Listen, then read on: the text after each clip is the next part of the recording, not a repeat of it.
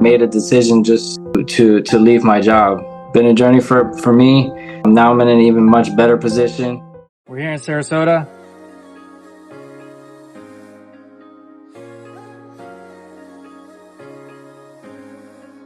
This is the property I'm going to be setting up.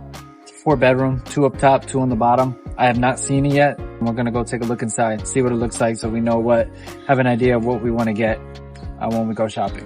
If you think about what you did this week and how fun it could be once you get it down to a science, like all the action that took place this week and all the results you got this week and then all the people you were helping this week. Yeah, I was talking about it, like you said, the main thing is getting it down packed. It's only been 8 days and it's pretty much set up. It's a nice place. Yeah, it came out very nice, very nice. Thank you guys so much for everything.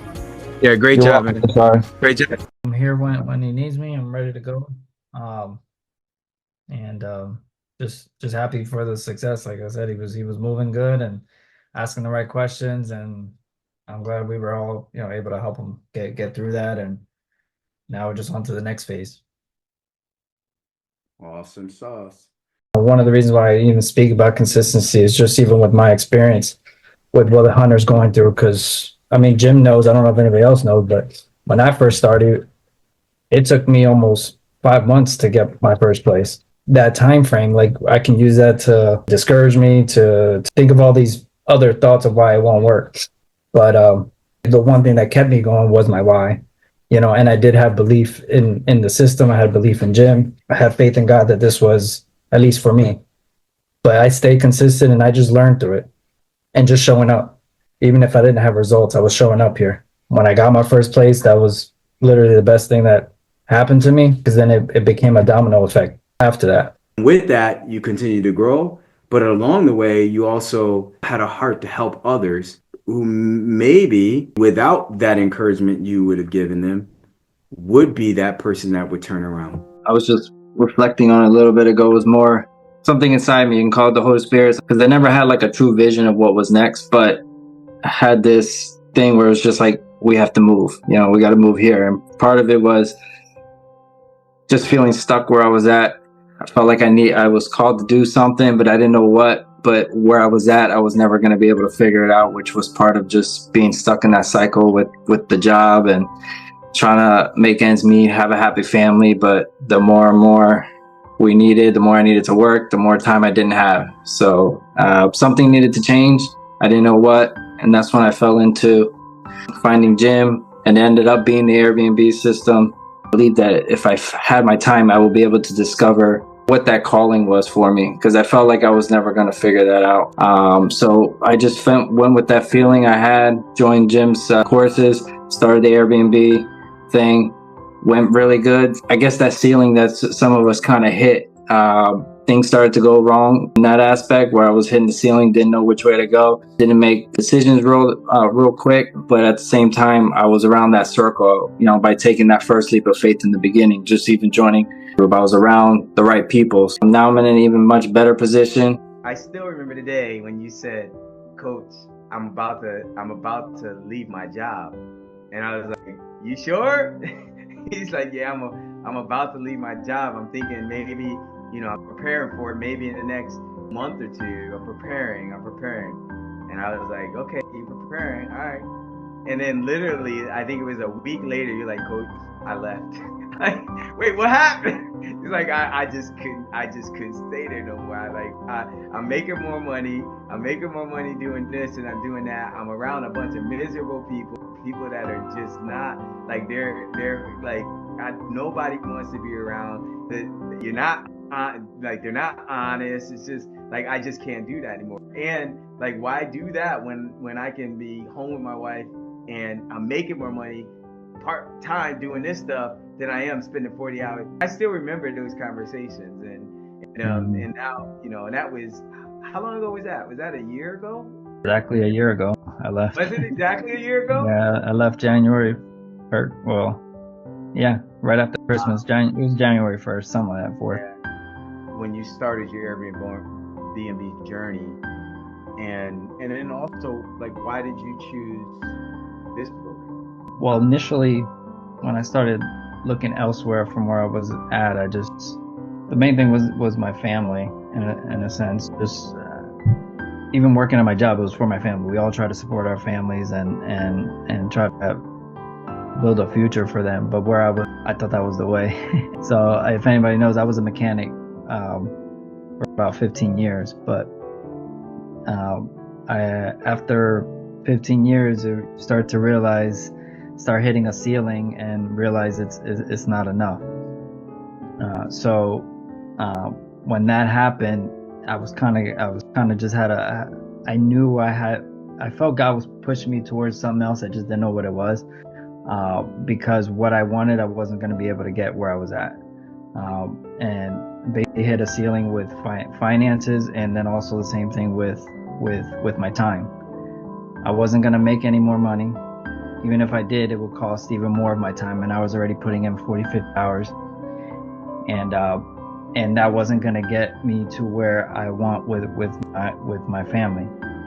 So, because I do desire financial freedom, I do desire time with my family, and realizing that there's better ways to make money and easier ways to in a sense make money, but also create that freedom without having to rob or steal or be what this world says you are or says you need to be to achieve that.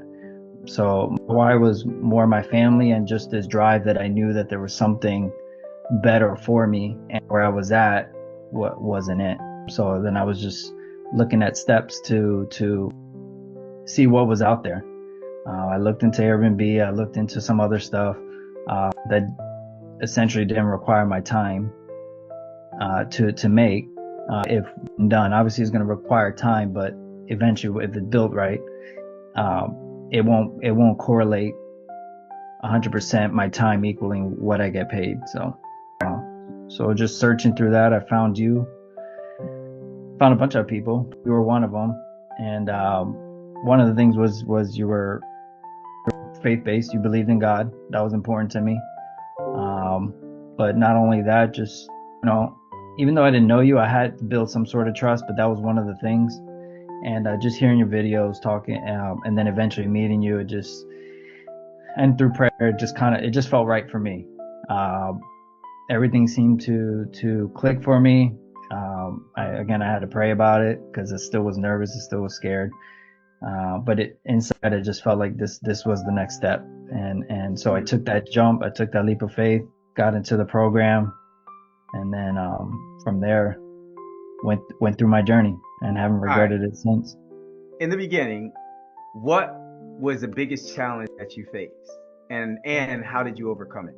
In the beginning, like going back, I think I might know the answer to this. I think we had some conversation about this yesterday when Charisma was talking about. But I don't want to put the words in your mouth. Go ahead. In the beginning, what did you think was your biggest challenge? Because I could be way off. Well, part of it was communication, but also just being a little consistent. I had issues feeling confident in what I was saying. Saying to who? Talking to landlords. Oh, talking to landlords. Okay. Yeah, initially that was kind of at least the part that was difficult for me, and then even the finances was difficult. I didn't have the funds to actually get my first place, at least the places that were out here. But you were going out looking at stuff? I was going out to look at. I didn't have the finances to actually get I was looking at one. I could probably only afford like a 1-bedroom or even maybe a 2.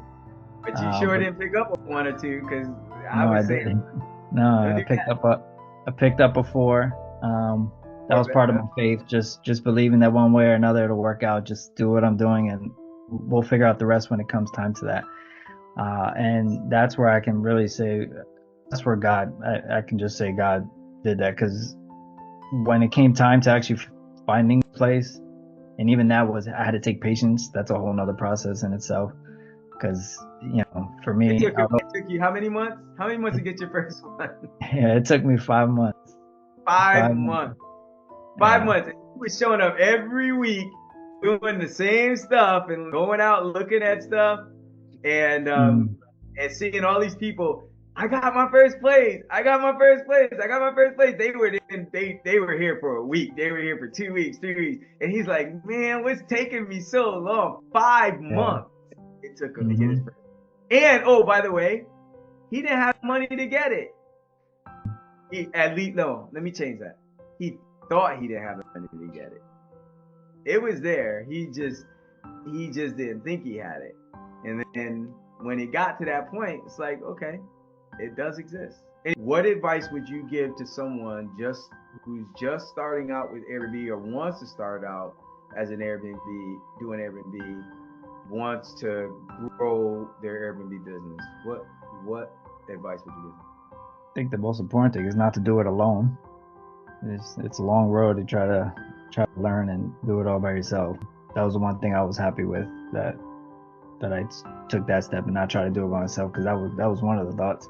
Thought maybe save some money and try to just figure it out myself. But I learned quickly as don't let fear stop you, because it stopped me for a long time. And you're gonna do it scared. That's the one thing I had to tell myself. I'm gonna do it scared. I'm gonna do it nervous, and I'm gonna do it without knowing everything. But I did pray about it and just took that step, because I knew where I was at and where I was headed the other way wasn't going to work, no matter what. So I kind of just made that commitment and took that leap of faith.